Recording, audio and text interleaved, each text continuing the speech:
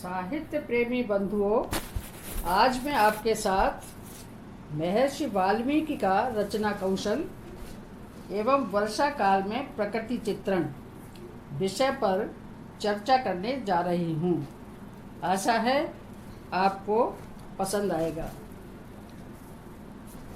माँ निषाद प्रतिष्ठां त्वं गमा शाश्वती समा यत क्रौंच मिथुनादेकम अवधि काम मोहिता।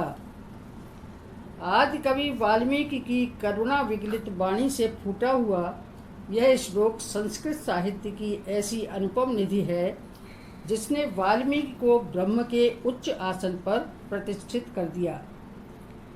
वाल्मीकि संस्कृत साहित्य और भारतवर्ष के ही नहीं अपितु विश्व के समस्त कवियों में शीर्ष स्थान पर प्रतिष्ठित हैं। उनका आदि काव्य श्रीमद् वाल्मीकि रामायण भूतल का प्रथम महाकाव्य है। समस्त ऋषियों, महर्षियों और कवियों ने आदि कवि को की श्रद्धापूर्वक वंदना की है। कविकुल तिलक कालिदास ने अपनी रचनाओं के प्रारंभ में ही आदि कवि को श्रद्धापूर्वक नमन किया है। वंदौ मुनुपद कंज रामायण जे निर्मयऊ तथा राम विहाय मरा जपते बिगरी सुधरी गति को कोकिल हुकी। ऐसा जगतवंद कवि जब लेखनी उठाता है तो शब्द उसकी लेखनी से स्वयं निश्रित होने लगते हैं। इसके लिए उसे प्रयास नहीं करना पड़ता। महर्षि वाल्मीकि की अद्भुत कविता महत्ता तो उनकी तपस्या हेतु रही है। स्वयं ब्रह्मा की प्रेरणा से उन्होंने ईश्वर के चरित्र का गायन किया। यही कारण है कि संपूर्ण रामायण में रस की ऐसी स्रोतस्विनी प्रवाहित है जो कहीं भी शुष्क नहीं हो पाई है। इनका प्रकृति चित्रण, संवाद, हनुमान जी की वार्तालाप कुशलता, दशरथ जी की संभाषण पद्धति आदि ऐसे चित्र हैं जो पाठक को और श्रोता को बरबस अपनी ओर आकर्षित कर लेते हैं। सीता हरण के उपरांत आदि कवि ने राम के मुख से वर्षा का जो वर्णन कराया है वह अत्यंत मनोमुग्धकारी एवं मार्मिक बन पड़ा है। सीता के विरह में व्याकुल राम की पीड़ा का वर्षा काल की प्रकृति के माध्यम से वाल्मीकि ने जो अंकन किया है वह अत्यंत स्वाभाविक है। श्री राम अपनी प्रियतमा से अलग होकर पंपा झील पर पहुंचकर उनके लिए विलाप करते हैं। वर्षा और हवाओं से धुली हुई धरती, पेड़, बिजली की चमक, घनघोर बादल प्रेम और पत्नी से मिलन की अभिलाषा को बढ़ाते हैं। इस समय राम सीता के साथ बिताए हुए समय को याद करते हैं। प्रकृति का हर पहलू उन्हें सीता का स्मरण कराता है। बिजली की तेज चमक और गर्जन उन्हें स्मरण दिलाती है कि ऐसा होने पर सीता उनके आलिंगन पाश में बंध जाया करती थी। आज आकाश में चमकने वाली विद्युत कोड़ों के समान प्रतीत होती है, जिसकी मार खा कर आकाश मेघों की गंभीर गर्जन के रूप में आर्तनाद कर रहा है। दुख की इस घड़ी में भी ऋतु की मादकता श्री राम पर आक्रमण करने से नहीं चूकी है।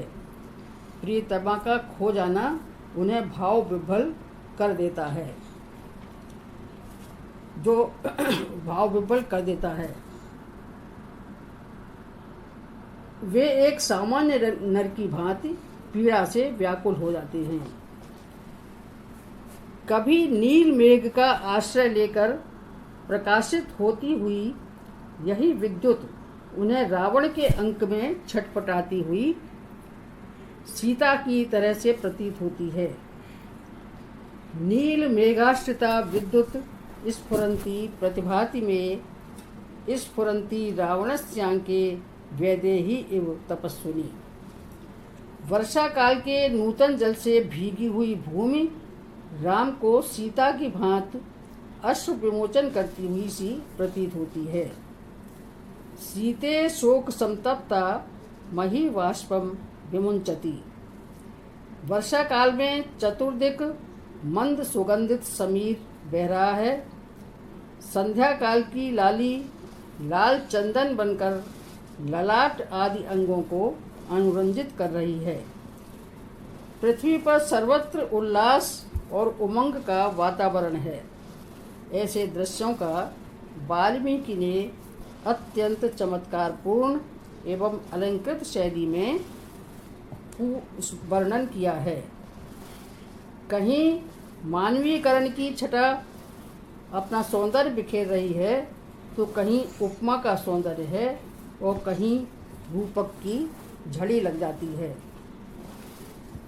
मेघों से युक्त आसमान कहीं तरुणी का रूप धारण करके गर्भ में समुद्र के रस को पीकर जल रूपी रसायन को जन्म देता है।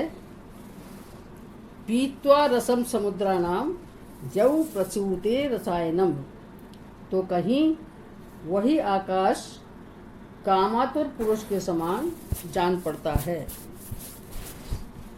जिसने ललाट पर संध्या काल की लाली का चंदन लगा रखा है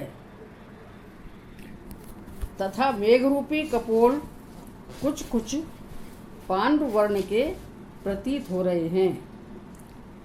मंद मारुत निश्वासम संध्या चंदनम रंजितम आपांडु जलतम भाति कामातुर एव अंबरम। कवि की कल्पना प्रकृति के सूक्ष्म से सूक्ष्म दृश्य का भी चित्रण करना नहीं भूली है। धरती की धूल शांत हो गई है, गर्मी के दोषों का प्रसार रुक गया है, साथ ही राजाओं की युद्ध यात्राएं भी रुक गई हैं। वर्षा ने कीट पतंग पशु पक्षी सभी को प्रभावित किया है। मानसरोवर में निवास करने के लोभी हंस वहाँ के लिए प्रस्थान कर रहे हैं। चकवे अपनी प्रियाओं से मिल रहे हैं। पहाड़ी नदियाँ वर्षा के नूतन जल को बड़े वेग से बहा रही हैं। बादल पानी बरसा रहे हैं और मतवाले हाथी चिंगाड़ रहे हैं। वन प्रांत शोभा पा रहे हैं। प्रियतम के संयोग से वंचित कुछ वियोगी प्राणी चिंतामग्न हो रहे हैं। मयूर नृत्य कर रहे हैं एवं वानर निश्चिंत होकर सुखी हो रहे हैं। इस प्रकार प्रकृति अनेक प्रकार के भावों से शोभा पा रही है। बहंती वर्षंती नदंती भांति ध्यायंती नृत्यंती समाश्वंती नद्यो घनामत गजा बनांता प्रिया विहीना शिखिन प्लम्ब गमय। कवि की भाषा में ऐसी ध्वन्यात्मकता है कि वह बरबस ही पाठकों को मंत्रमुग्ध कर देती है। समान ध्वनि वाले वर्णों की आवृत्ति से कवि ने अद्भुत चमत्कार उत्पन्न कर दिया है, जो कवि की अपनी वर्णन क्षमता का प्रमाण है। मत्ता गजेंद्रा मुदिता गवेंद्रा वनेषु विक्रांत तरा नगेंद्रा रम्या नगेंद्रा विभ्रता नरेंद्रा प्रकीर्तय वारिधरे सुरेंद्रा। अर्थात हाथी मतवाले हो रहे हैं, वृषभ आनंद में मग्न हैं,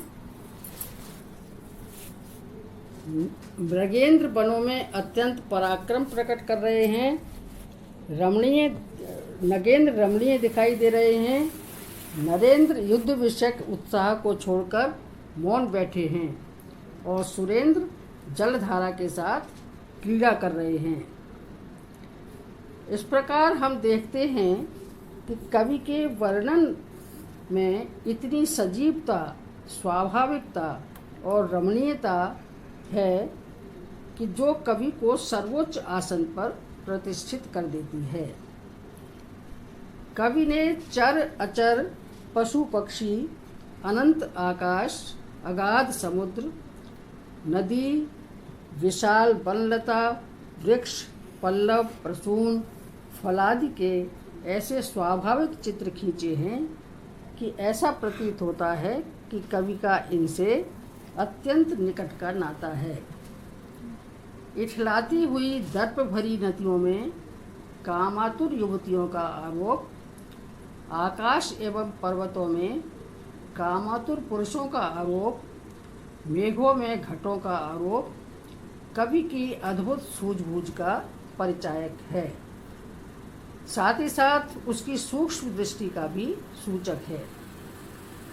कवि ने वर्षा काल की प्रकृति को अत्यंत निकट से देखा ही नहीं, अपितु उसके सानिध्य में एक एक पल को भोगा है।